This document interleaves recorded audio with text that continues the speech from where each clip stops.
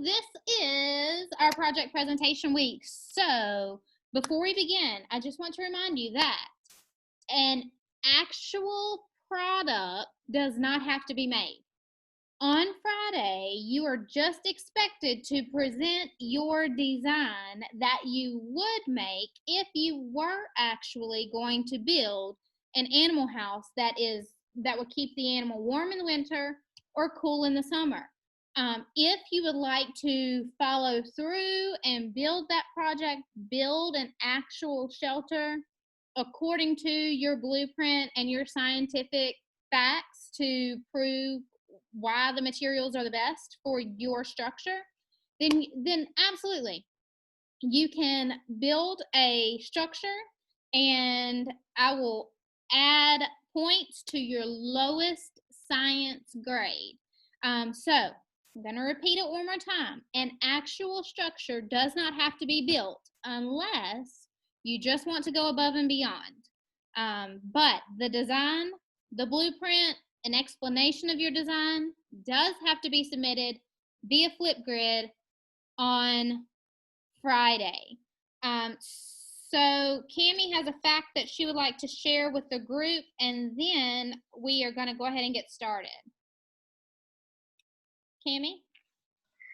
I'll do it towards the end because it's not about like dogs or anything. It's more about like water evaporation and stuff like that. So I'll share it at the end. Okay, perfect. Thank you. And thank you for being mindful of keeping our lesson on topic. I really appreciate that. Now, before we get started, this week you will be presenting your design idea on Flipgrid. Your Flipgrid will be a project/test grade. So a lot of you have not been participating in Flipgrid because you've been saying that you couldn't get it to work or you don't have the Flipgrid app. So if you have a 0 as a test grade or as a project grade, it's going to be really hard to pass science this grading period. It's actually going to be pretty much impossible. So what I need for everybody to do right now is to check your iPad and make sure that you have Nearpod and Flipgrid installed on your iPad. If you don't, go to the Manager app. It looks like this. Go to the Manager app and install Nearpod and Flipgrid. The apps are listed alphabetically. So you can either look for the picture or you can go alphabetically and find Flipgrid. It'll come before Nearpod. Please make sure that these apps are installed. And as you verify that you have both of these apps, I need for you to unmute yourself and say that you've got it. So like I would unmute my mic. Nope, not yet. I can't hear you because I'm still talking. I'm still giving instructions. So I would unmute my mic and say, Ms. Hernandez, got it. That means that I have both apps installed on my iPad. So when Friday gets here, there's going to be no excuses. All right. So now you may unmute your mics one at a time and say your name and got it if you have both apps installed on your iPad. Cammie got it. Thank you. Colin got it. Landon got it. Thank you, Colin and Landon. Harlem got it. Thanks, Harlem. Elliot got it. All right, I heard Alicia. Thank you, Alicia. Elliot got it. Thank you, Elliot. Haley got it. Thank you, Haley. I missed you earlier during science. I'm going to go ahead and mark you off there. Thank you, love. Ms. Hernandez, you got me right, Cammie? Yes, I did. Thank you, Cammie. Okay. Mm-hmm.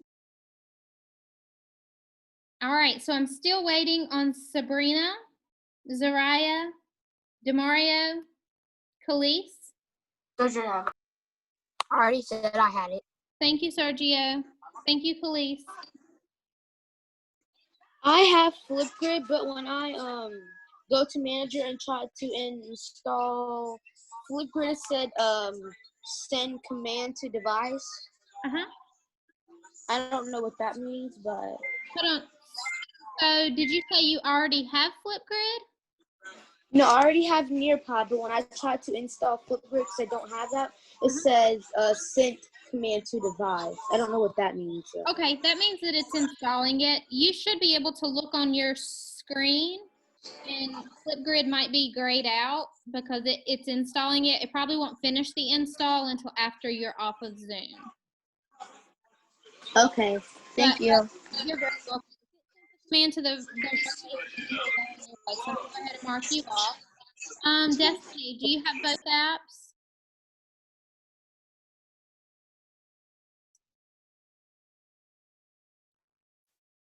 Destiny and Sabrina, I'm still waiting on you two. I have both. Okay, thank you, Sabrina. Destiny, do you have both? And Demario.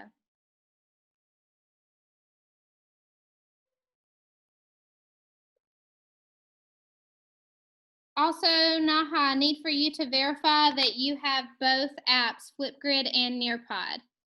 I do. Okay, perfect. Thank you, Naha. All right, Destiny and Demario, I'm waiting on you two.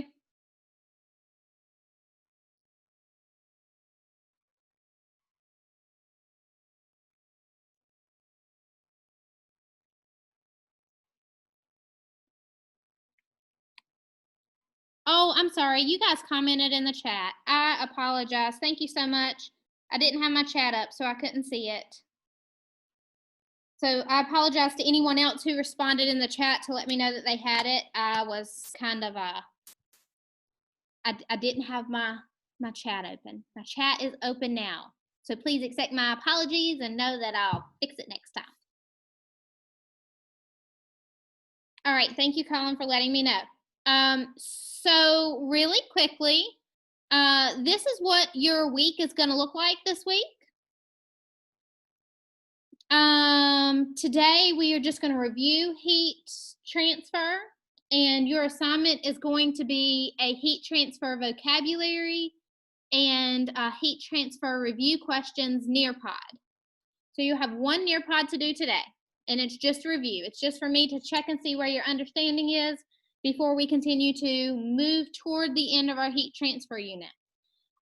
Tomorrow we are going to see the science behind keeping our homes warm. We're going to do that through a Pear Deck assignment. But before you guys do the assignment, we are going to talk about why we need insulating materials in our house and what the best insulating materials are to use in our house. And then reflecting on what we did on Tuesday, on Wednesday, you are going to respond with any revisions that you might want to make to your project. So based upon what we talk about on Tuesday and maybe something that makes a little bit more sense after today about heat transfer, maybe you wanted to build your house out of metal, but now you're thinking that plastic or wood might be better, or vice versa. Maybe you were thinking of building your house out of plastic or wood, but now you're thinking metal might be better. So Wednesday will be your day for any project revisions. If you don't wish to make any project revisions, that's fine. Just in the comment box on Wednesday, when we get there, then you can comment. At this point, I do not feel like any project, or I need to make any changes to my project. Or you might say, at this point, I'm thinking that maybe I should build my walls out of metal instead of plastic, or maybe I should build my walls out of plastic instead of metal, and this is why. And then on Thursday's probably the next most important day because Friday's like the grand finale. But Thursday, you guys are going to submit your blueprint and checklist. And on Thursday, I'm going to show you an example of my blueprint and checklist so that you know exactly what I'm looking for, because you're going to have to, very clearly identify what type of materials you're using, why you chose those types of materials, and that type of thing. And then on Friday, of course, you're going to have 2 minutes to present your project on Flipgrid to be judged. Now remember, the project design that has the most votes, if you're not planning on building the project yourself, I'm going to try to build the project according to the specifications that you've given me in your blueprint. So again, it's very important to make sure that your blueprint is very detailed and precise, and that you give the science behind why your design is the best based on science. So before I release you to do your assignment today, we do need to review a little bit about heat transfer. So I'm going to hear from everyone today, whether that is in the chat box or whether that is through you responding by unmuting your mic. So I'm just going to kind of go through and pick you guys randomly. So make sure that you're paying attention. So first question is, what direction does heat transfer happen? Does heat transfer move from the hot object to the cold object or from the cold object to the hot object? Alicia, which direction does heat transfer flow?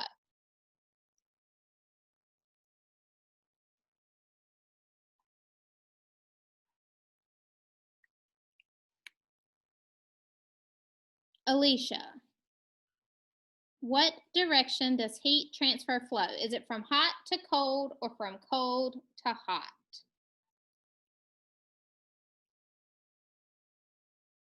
And you can respond in the chat or you can unmute your mic.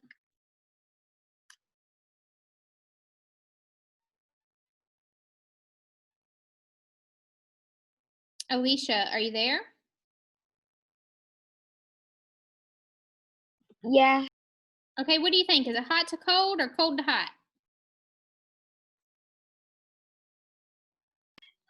Cold to hot.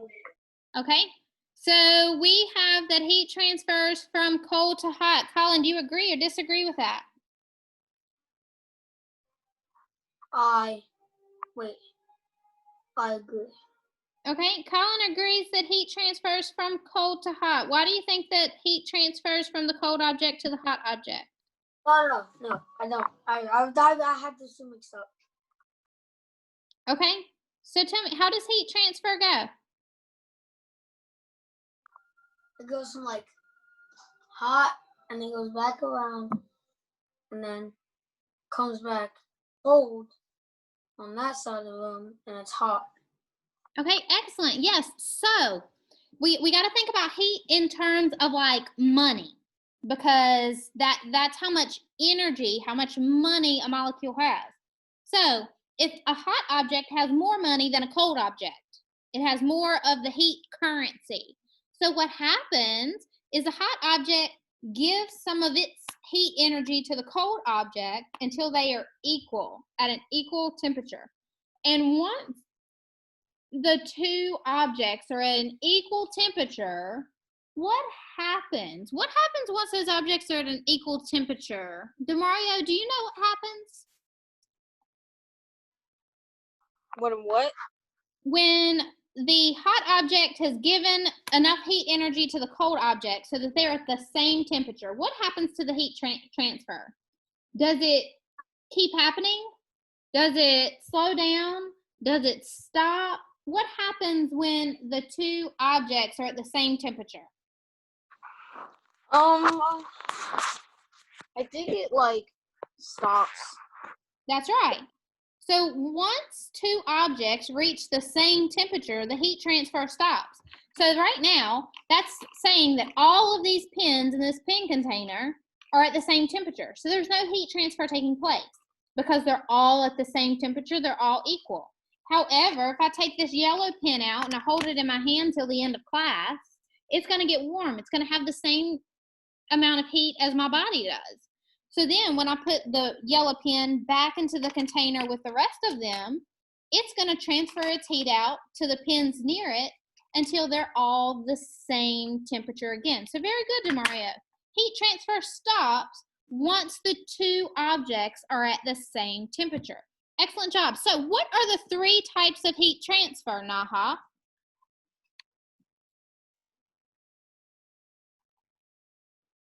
What are the three types of heat transfer?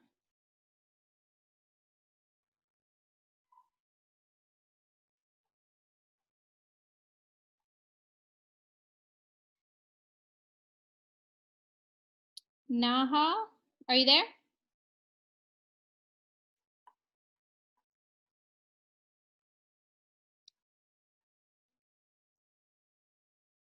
All right.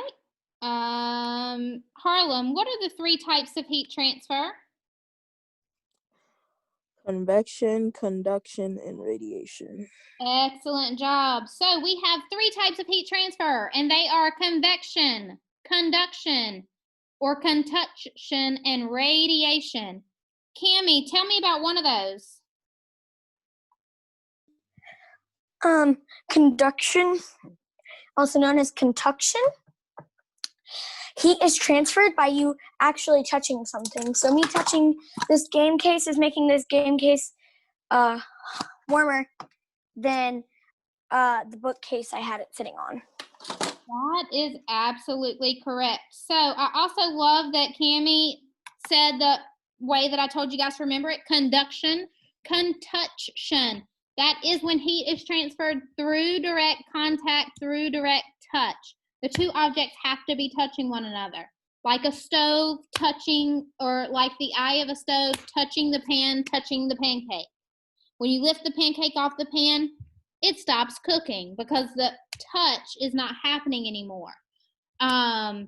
So very good job, Cammie. Also, I liked your example of the game case. Your body heat is being transferred to the game case. Excellent job. Jamon, can you tell me about another type of heat transfer?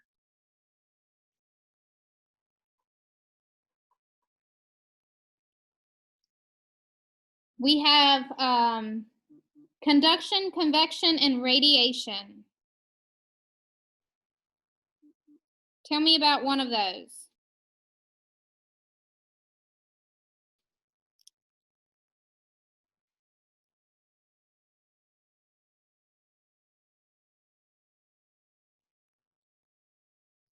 Well, Jamon, your hand was up. I thought you wanted to tell me something.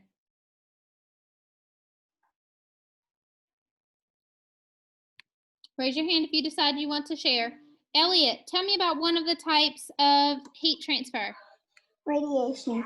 So, also means things getting transferred, heat getting transferred by rays.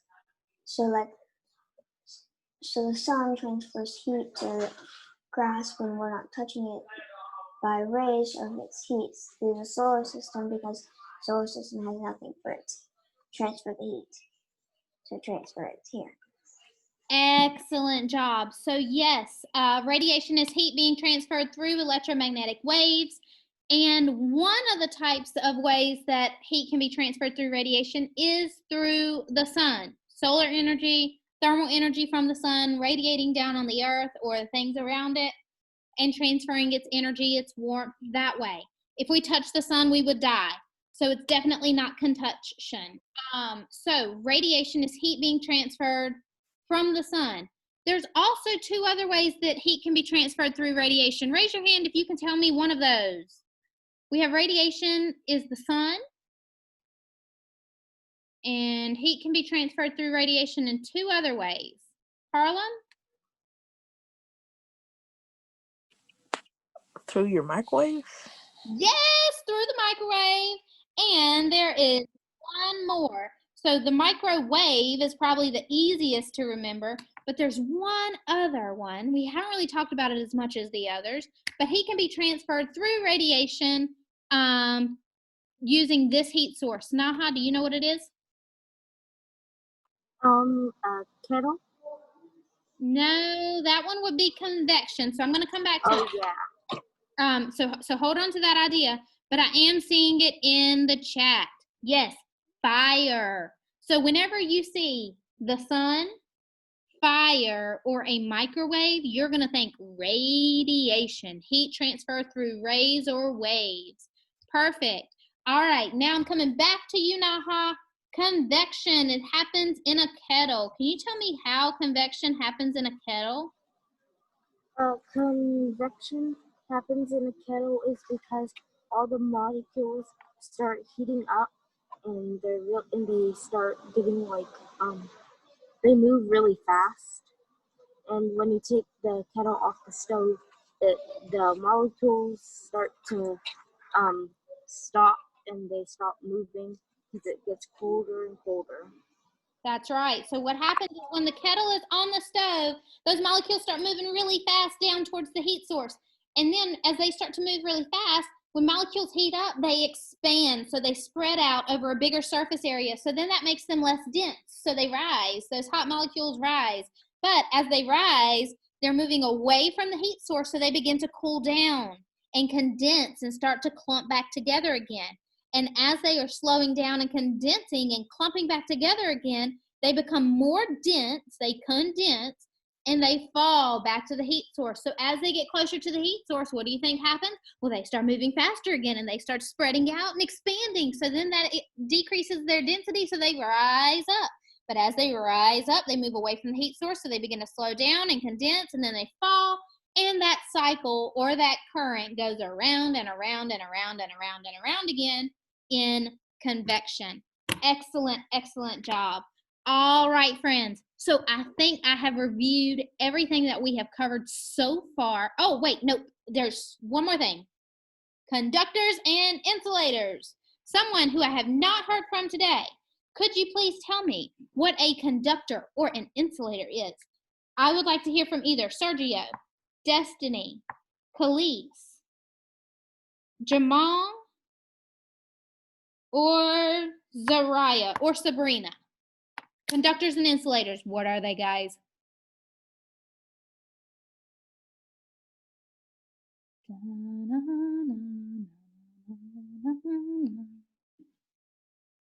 Who can tell me? Who's going to be the first one?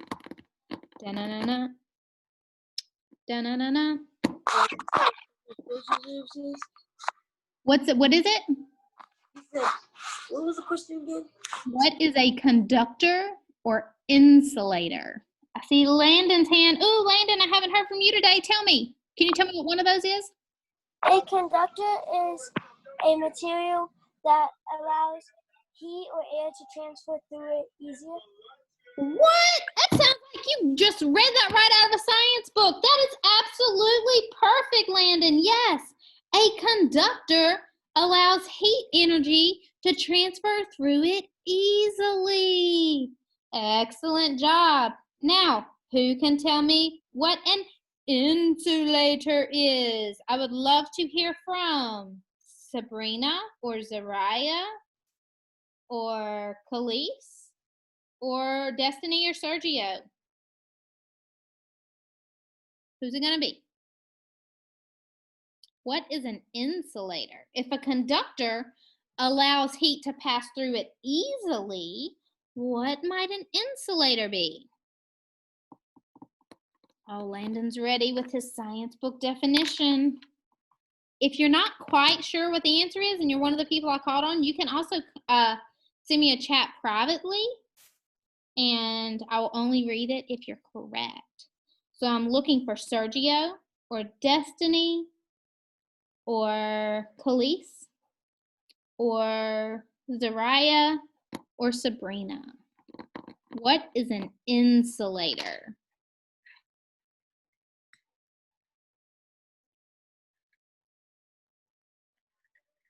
Oh, we're close. Come on. Insulator. A conductor allows heat to pass through it easily. And thank you so much to those of you who have already answered and you're being patient. And I'm sure you're like really struggling to keep the answer to yourself.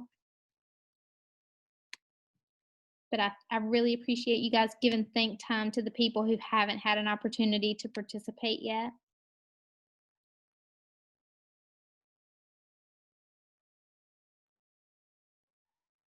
Oh, thank you, Jamon, for those encouraging words.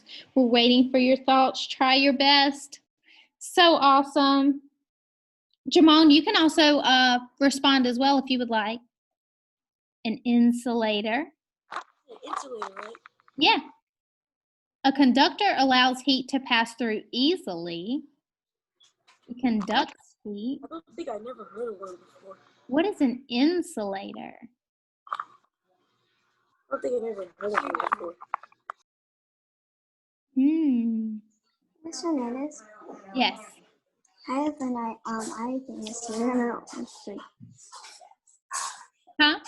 I have an idea of the answer. Okay, go ahead, Elliot.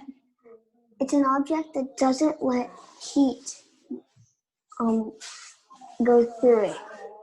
Exactly. So an insulator heat in its place. An insulator does not allow heat to pass through it easily. So thank you to those of you who were very patient. You knew the answer. You were trying to give everybody think time. Awesome job. So an insulator is anything not metal.